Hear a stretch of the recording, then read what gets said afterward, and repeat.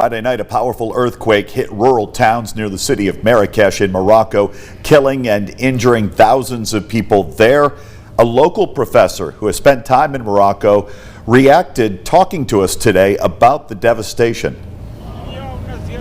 Dr. Andrew Smith, who teaches at PennWest Edinboro, has spent more than 2 decades in and out of Morocco. When he heard the news about the quake, he says he felt great despair. He tells us many of the people where the quake hit the hardest are poor migrants who now live in destroyed villages. Smith was relieved to hear many of his friends, family, and colleagues are safe. I've heard that there are still tourists in Marrakesh, right?